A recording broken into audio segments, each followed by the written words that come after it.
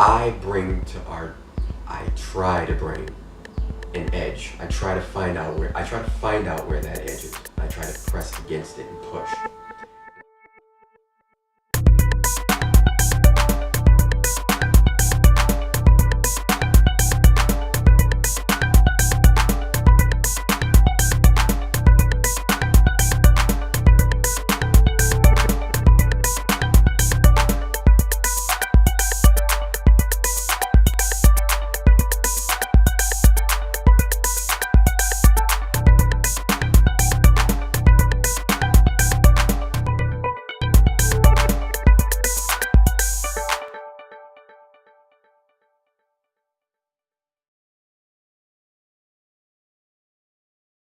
It took me a year, like close to a year, to find models because it's a lot harder than you would think it is.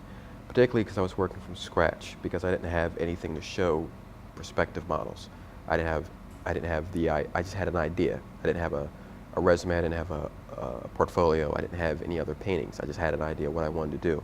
So finding models was just a very, very long, sort of fruitless process. And I heard about the art bar through somebody, and someone suggested that I go there and ask the person who was in charge where they got their models from so that I could go get my models as well. I think I see the human body differently. It's not me being naked. It's just about someone seeing my proportions and my form, how it relates to one another. I mean, we all have a body. At the art bar, it was pretty serious artists and students who were just looking for models, and it's very difficult to find someone that will pose for you and try to share in your vision. A model really needs to trust the artist. It's definitely a working relationship that needs to work. I mean, you can't just work with anybody. I mean, I guess you have to trust in their vision and their creativity and in their dream of whatever they're creating at the time. And also understanding that it might move, fluctuate, grow.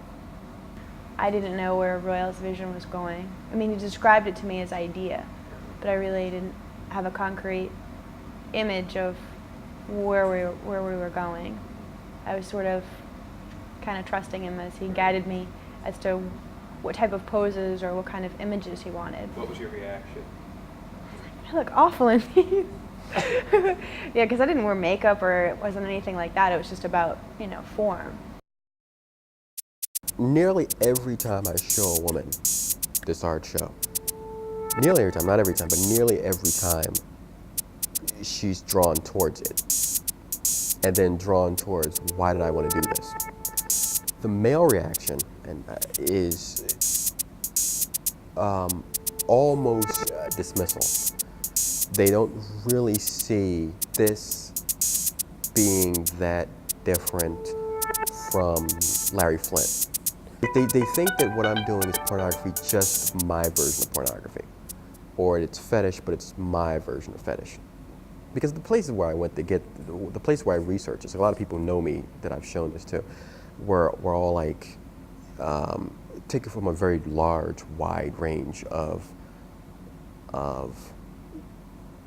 places, and a lot of those places tend to go into, there's S&M places I've been to, there's bondage places I've been to, I've been in a lot of lesbian circles and a lot of that stuff. And all this stuff has this like titillating like vibe going on to it, but when you're around it all the time, it ceases to become that, and you're attacking the aesthetic, which I understand. I understand why people are thinking that's what I do and thinking that's what it's about, particularly men.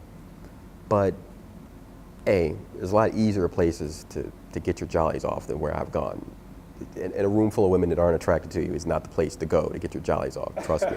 That's not for the beginner. You got to really have you got to be clued in and level-headed to deal with that. And two, that reaction is exactly what prompted me to go into doing it. It's like, all right, well, because I worked in a porno shop, and if people, men in particular, take this, and if this is that powerful, if this has that much stuff going on in it, if it creates this much tension, if it's got this much of a pull, that's where I want to go, and I want to see what this is about and what makes this tick. And